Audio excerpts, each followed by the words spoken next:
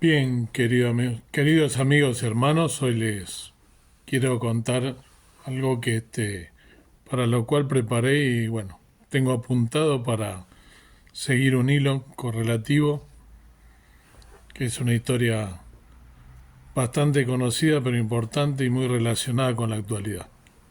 Hoy voy a contarles una historia que a más de uno le va a poner los pelos de punta.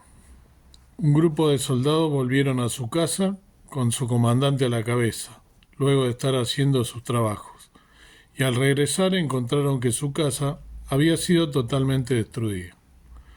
La habían prendido fuego y lo peor de todo no fue eso, sino que se llevaron a sus hijos y a sus mujeres cautivas. Los secuestraron. El dolor era terrible.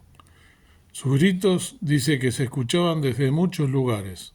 Se tiraron al suelo, rompieron sus vestiduras y lloraron y lloraron y lloraron. Y no sabían realmente qué hacer. Era una desesperación tan grande. ¿Volveremos a ver a nuestras esposas? ¿Volveremos a ver a nuestros hijos? ¿Qué pasará con ellos? ¡Qué dolor! ¿No? Imposible de describir con palabras. Se juntaron y decidieron, como dice el refrán, tomar el toro por las astas. Y decidieron ir a buscarlos. Que Dios nos ayude, que Dios nos dirija. Y jugándose la vida se pusieron todos de acuerdo y se metieron en terreno del enemigo. Con el corazón roto, pero con su mirada puesta en el Señor, fueron a buscar a sus hijos y a sus esposas. Encontraron a uno que había participado en el ataque a sus casas y a sus familias, que estaba herido. Lograron extraerle la información porque, si no, ¿por dónde irían? ¿Por aquí, por allá? ¿Cuál sería el lugar por donde irían? Y lograron así encontrarla, a sus esposas, a sus hijos, y estaban todos vivos. Y así se adentraron en el terreno enemigo, y descubrieron que estos estaban riéndose, bebiéndose y haciendo fiesta. Y así los mataron, pero lograron arrebatarle el botín, y lograron volver con sus hijos y sus mujeres a la tierra, no a la casa, porque como dije al principio, ya no existía. Y quizá alguno de ustedes esté pensando, pero esto no salió en ningún noticiero, no dijeron en ningún canal de TV, que los soldados israelíes hayan recuperado a los rehenes y hayan regresado con ellos a su casa. Es que esta historia que te acabo de contar no tiene nada que ver con el 7 de octubre del año pasado. Esto ocurrió hace 3000 años, en la misma zona y con los mismos enemigos que vinieron a quemar y a destruir y a llevarse cautivos a niños y mujeres indefensos. Esta historia que te acabo de contar, por supuesto que no aparece en televisión, porque es una historia que solamente aparece registrada en un libro de la Biblia, en el capítulo 30 de Primera de Samuel. Voy a leer entonces los primeros versículos de 1 Samuel 30, los primeros 4 versículos para comenzar. Dice así la palabra del Señor, 1 Samuel 30.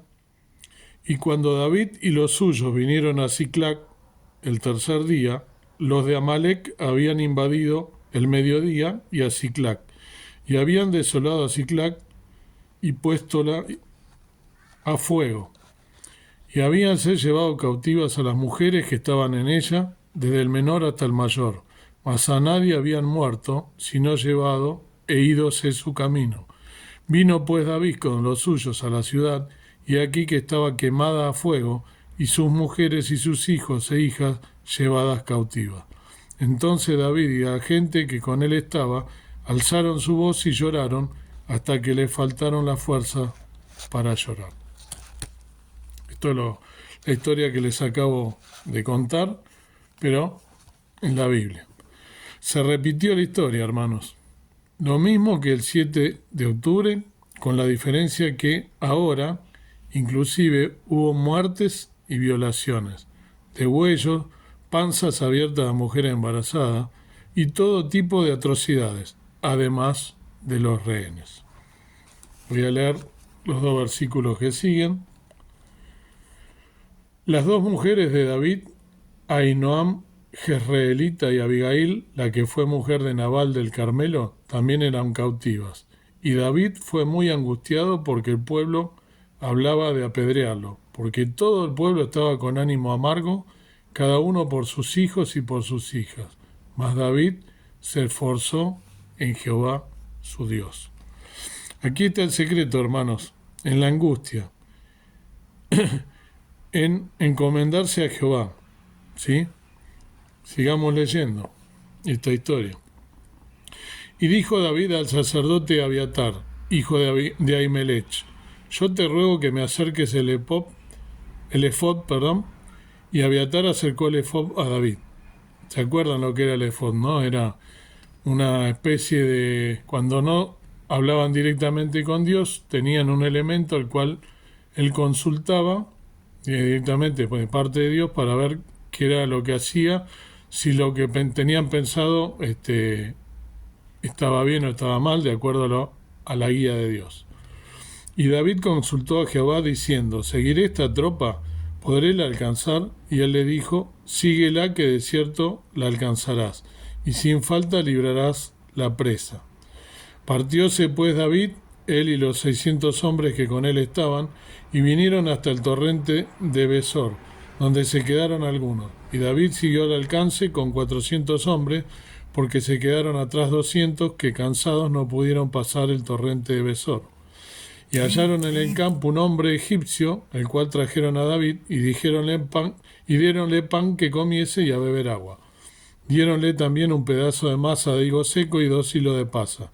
Y luego que comió, volvió en él su espíritu, porque no había comido ni pan ni bebido agua en 3 días y 3 noches. Y díjole David: ¿de quién eres tú? ¿Y de dónde eres? Y respondió el mozo egipcio: yo soy siervo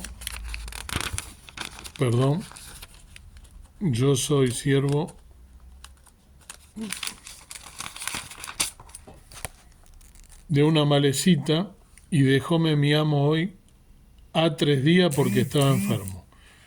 Pues hicimos una incursión a la parte del mediodía de Sereti y a Judá, y al mediodía de Caleb, y pusimos fuego a Siclac.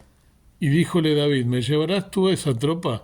Y él dijo: hazme juramento por Dios que no me matarás, ni me entregarás en las manos de mi amo, y yo te llevaré a esa gente. Llevólo pues, y aquí que estaban derramados sobre la haz de toda aquella tierra, comiendo y bebiendo, y haciendo fiesta por toda aquella gran presa que habían tomado de la tierra de los filisteos y de la tierra de Judá.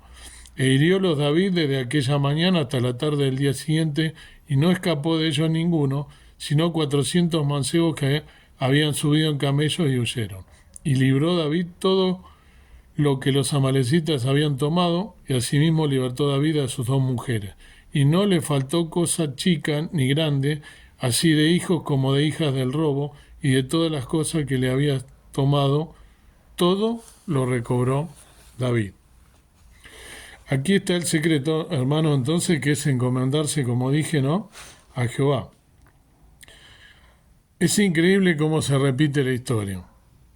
Israel tenía 7 enemigos que tenían tierra, pero que sin embargo querían la tierra que Dios le había dado a su pueblo.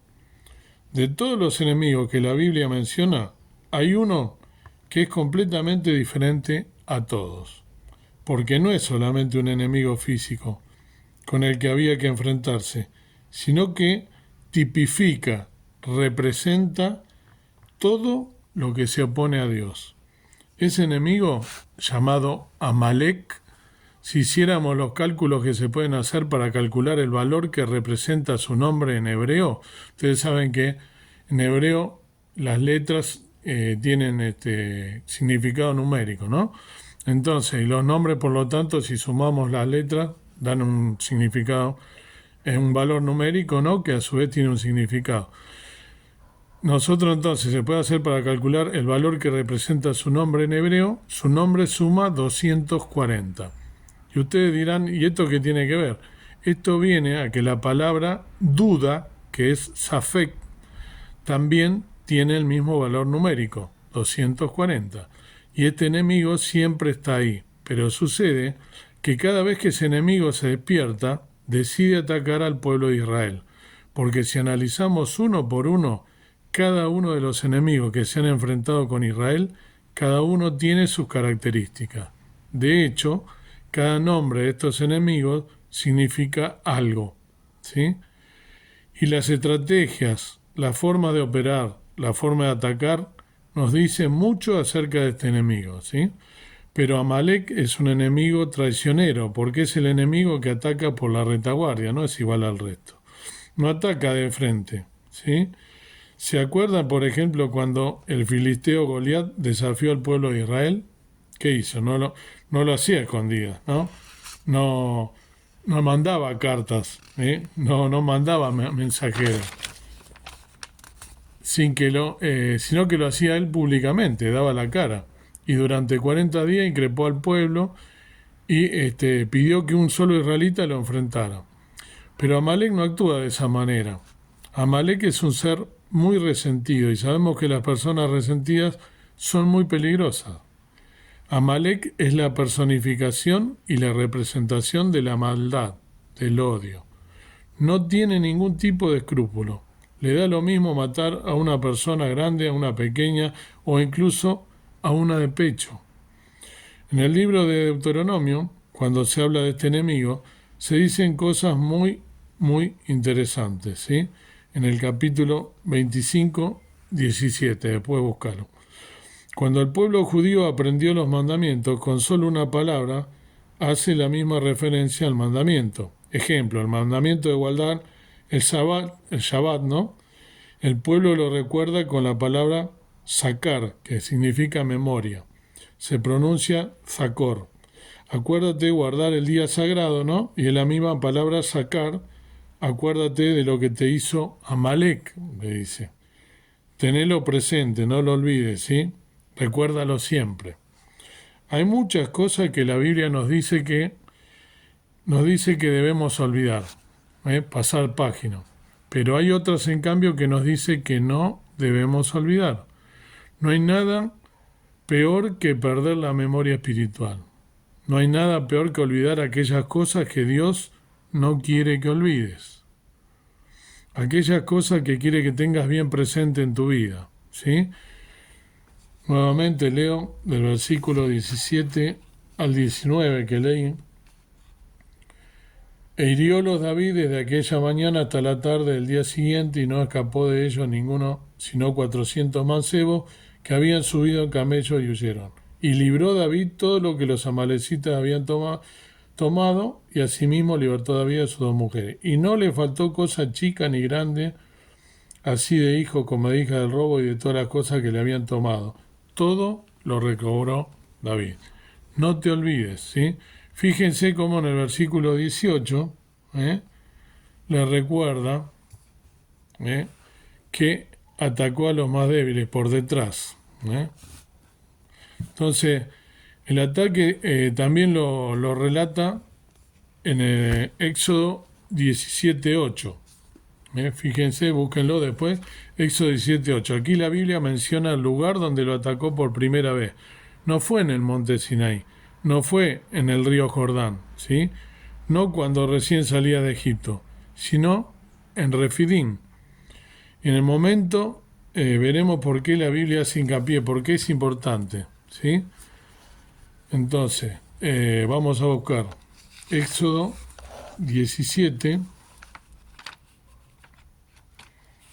Éxodo 17, para que veamos este enemigo, desde cuándo viene este enemigo de Israel, ¿no? Y cómo es que ataca, cómo es de traicionero, ¿no? Éxodo 17, versículo 8, dice: Y vino Amalek y peleó con Israel en Refidim. Y dijo Moisés a Josué: Escógenos varones y sal, pelea con Amalek mañana, yo estaré sobre la cumbre del collado y la vara de Dios en mi mano. E hizo Josué como le dijo Moisés, peleando con Amalek. Y Moisés y Aarón y Hur subieron a la cumbre del collado. ¿Sí? Entonces, esta es la historia conocida que sucedía que cuando alzaba Moisés su mano, Israel prevalecía, mas cuando él bajaba su mano, prevalecía Amalek. Y las manos de Moisés estaban pesadas por lo que tomaron una piedra y pusiéronla debajo de él, y se sentó sobre ella, y Aarón y Hur sostenían su mano, ¿no? Sustentaban su mano, el uno de una parte y el otro de otra. Así hubo en sus manos firmeza hasta que se puso el sol. Y Josué deshizo a Amalek y a su pueblo a filo de espada. Y Jehová dijo a Moisés: escribe esto para memoria en un libro, y di a Josué que del todo tengo de raer la memoria de Amalek de debajo del cielo. Y Moisés edificó un altar y llamó su nombre Jehová Nisi. Dios es mi milagro, significa. Y dijo: por cuanto la mano sobre el trono de Jehová, Jehová tendrá guerra con Amalek de generación en generación. Entonces, ahí en Refidim fue la primera vez que lo atacó, ¿no? Y en un momento vamos a ver que la Biblia hace hincapié, entonces, ¿por qué acá es importante? Como lo leí, dice en el versículo 16 que acabo de leer, no se dice esto de ningún otro enemigo, ningún otro enemigo. Dice que Amalek se levantó sobre el trono de Jehová, dice.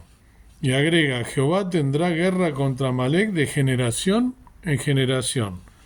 Si el pueblo de Amalek dejó de existir, si no hay un pueblo que se llame Amalek hoy, ¿por qué la Biblia dice que Jehová tendrá guerra con Amalek de generación en generación? Porque Amalek, queridos hermanos, es mucho más que un enemigo físico, natural. Amalek representa un espíritu, un demonio. Fíjense que la estrategia de Faraón era llevarlos nuevamente cautivos al pueblo de Israel. Con eso se conformaba. Él no quería matarlos, quería traerlos de vuelta, ¿sí?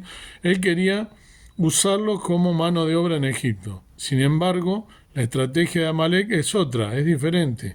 Si los hace cautivos es para dañarlos, para dañar la moral del pueblo, ¿sí? Amalek lo que quiere es exterminar de la faz de la tierra a ese pueblo. Y ahora tú puedes analizar cuántos imperios a lo largo de la historia, cuántas personas fueron tomadas por este espíritu y decidieron arrasar, borrar de la faz de la tierra al pueblo de Israel. ¿Te suena algo? Sería muy interesante que analizaras esto a lo largo de la historia y te dieras cuenta de que no ha sido solo Amalek el que ha querido hacerlo, sino otros tantos. Es un espíritu que va saltando, ¿sí? Va pasando de generación en generación, ¿sí? Y en el momento en el que el pueblo de Dios comete un gran mismo error, que es el que vamos a leer ahora, automáticamente se aviva, se activa ese poder destructivo de ese enemigo llamado Amalek. El pueblo de Israel sale de Egipto, de la esclavitud, con el objetivo de ir a la tierra que Dios le había prometido, al patriarca Abraham, a Isaac y a Jacob. Pero antes de entrar a la tierra prometida, le sale al encuentro este enemigo. ¿Pero dónde le salió al encuentro? En Refidim. ¿Y por qué? Porque dice que cuando llegaron a Refidim no había agua para el pueblo. En Éxodo 17:1. Y toda la congregación de los hijos de Israel partió del desierto de Sin por sus jornadas al mandamiento de Jehová, y asentaron el campo en Refidim, y no había agua para que el pueblo bebiese. Fíjense que justo cómo atacan los momentos que uno está distraído, cuando está necesitado. Por eso ataca por la espalda este enemigo. Terrible. Entonces, el pueblo había visto muchas veces la mano de Dios, y en vez de clamar a Dios, comienzan a quejarse a Moisés y a vociferar. ¿Por qué no se humillaron delante de Dios? ¿Sí? Diciéndole o pidiéndole agua. ¿Qué era para Dios darle agua? Nada. Tantas veces había hecho milagros. Se habían visto milagros terribles ya, y le reclamaban a Moisés porque los había sacado de Egipto y querían volver a Egipto. Y entonces él clama a Jehová y le da la solución. El pecado de Israel es el que dice en el versículo 7, ¿no? Estoy leyendo Éxodo 17, recordemos. Y llamó el nombre de aquel lugar Masá y Meribá, porque la rencilla de los hijos de Israel y porque tentaron a Jehová diciendo, ¿está pues Jehová entre nosotros o no? Esa Masá y Meribá significa tentación y rencilla, porque lo tentaron, ¿no? Y porque tuvieron a Jehová y tuvieron rencilla. Entonces, Dios le da la solución, ¿no? A Moisés. Ese es un gran pecado, ¿no?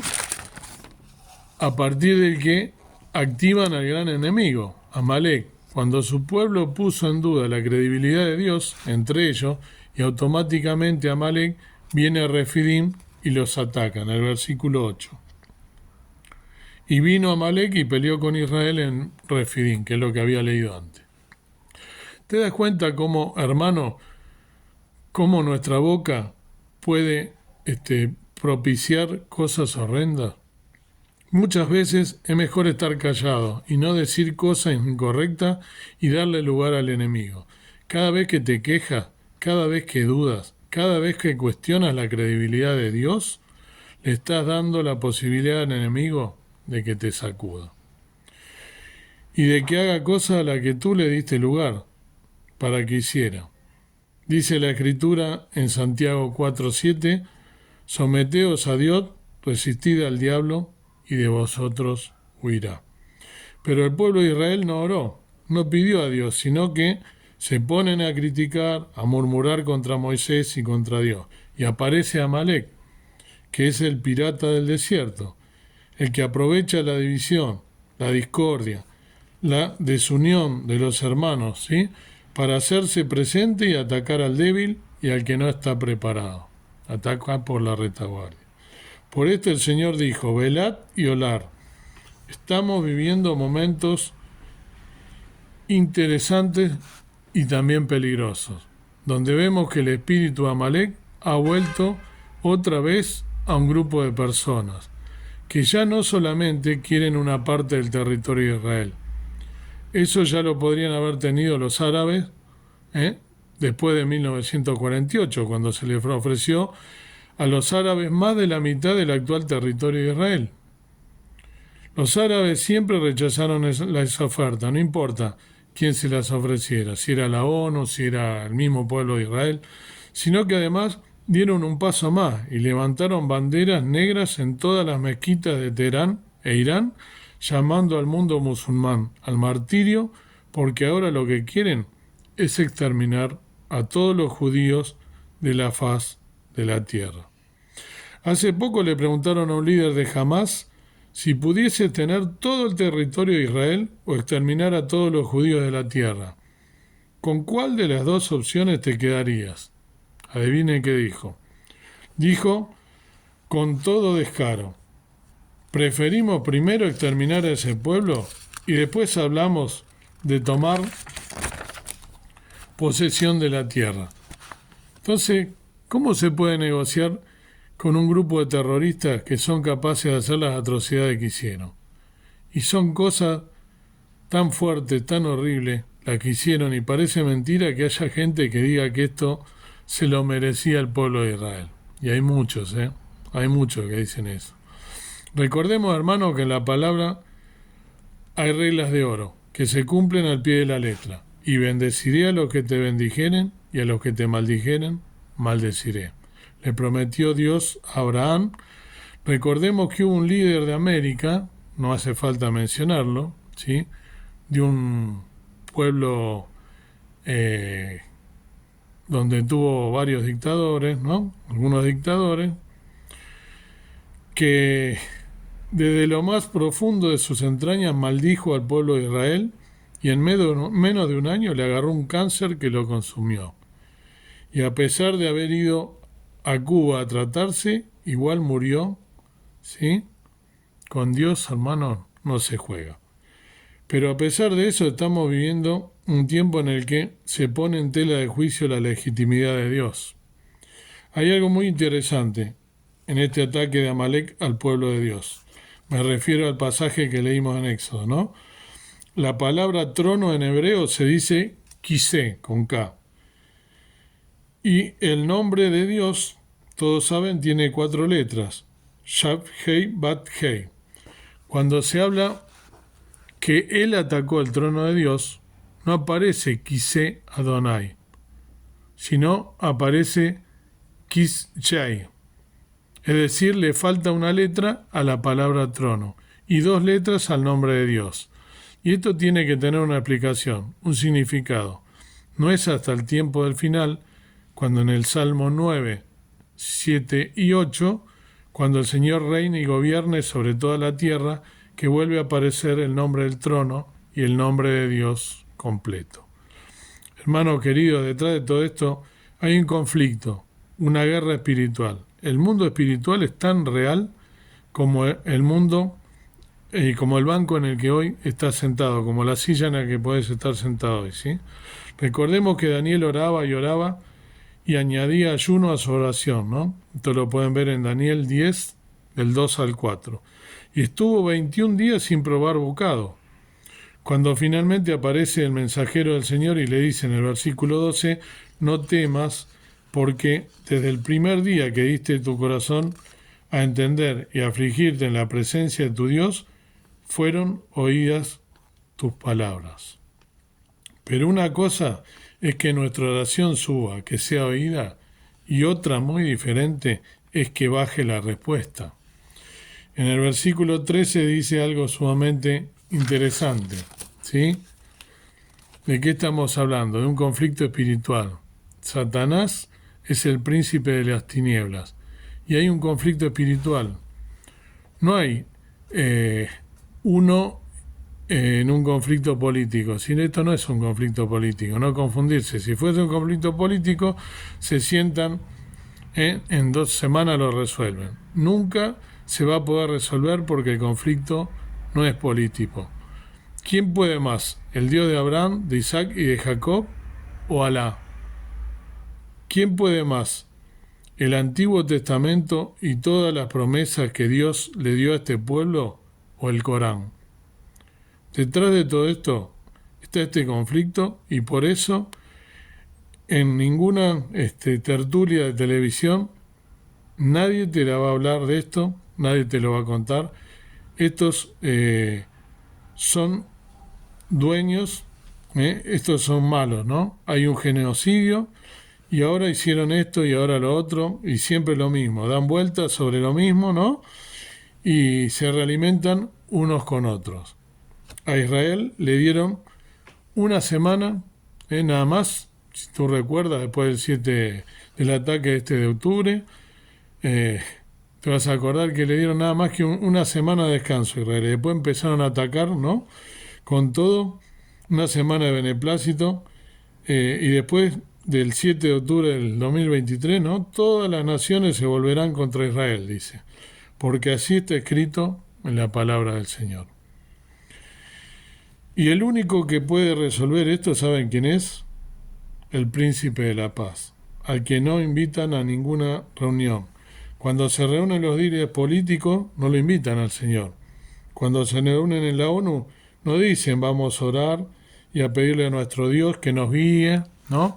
Que nos dé sabiduría y revelación y nos ayude a solucionar todo esto, no. Alguien dijo algo muy interesante. Si todos los judíos que están dando vueltas por el mundo se volvieran a su territorio en Israel, quizá terminarían los problemas.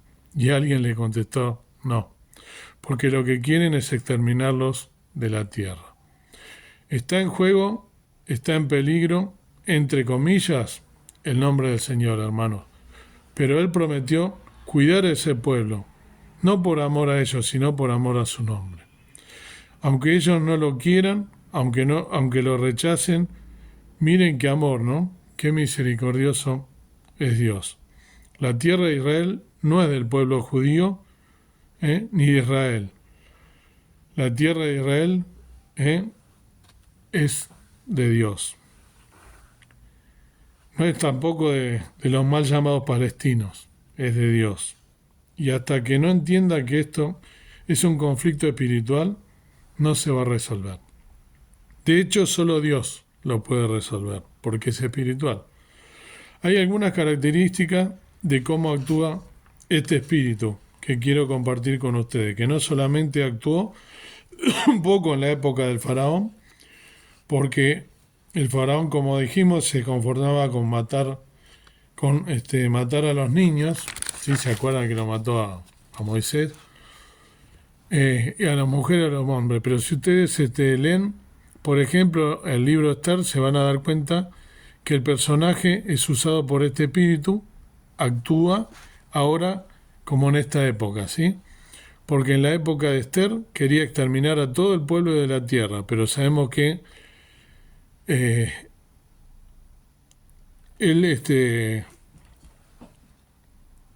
pero sabemos que se partió y se tiró la culata. Sin embargo, ya hubo otro segundo intento y habrá otros intentos más, ¿no? Vamos a ver algunas características de este enemigo, ¿no?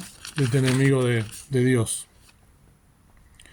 Primero, la Biblia dice que Amalek no tiene ningún temor de Dios, porque la Biblia dice que se levanta contra todo lo que es objeto de culto, todo lo que tiene que ver con el Dios verdadero, lo quiere atacar y borrar de la faz de la tierra. Segundo, ataca por la espalda, a las mujeres, a los niños, a los que están cansados. Tercero, no respeta a nadie, no tiene ningún tipo de afecto natural. Por eso, Romanos 1 y 2 dice que por eso Dios los entregó a afectos vergonzosos, ¿sí? Cuarto, este enemigo se alimenta con sangre, porque dentro de la cultura del Islam, ellos saben que dentro de sus principios religiosos, el Mahdi, ¿sí?, que significa guiado, el Mesías islámico, no viene hasta que no corran ríos de sangre. El Mahdi en el Islam es el Mesías, ¿no? El Mahdi en la Biblia es el anticristo. Quinto, es traicionero, rencoroso, lucha contra Dios. Sexto, fue quien se opuso a que el pueblo de Dios entrara a la tierra prometida. Por eso, ¿no?, le salió al encuentro. Por eso Israel tuvo que dar todo un rodeo porque no lo dejaron pasar por su territorio. Amalek es como un virus que muta. Hoy utiliza un grupo, mañana otro. Hoy utiliza un sistema político, mañana otro. Hoy una religión. Representa el antagonismo puro contra todo principio moral o espiritual. Es interesante saber que desde la Segunda Guerra Mundial no habían muerto tantos judíos en un solo día, como en la Shoah. Se vuelve a repetir la historia, no con el nombre de Amalek, sino con el nombre de Hamás, Hezbollah. Esta palabra Hamás aparece 39 veces en la Biblia, ¿sí?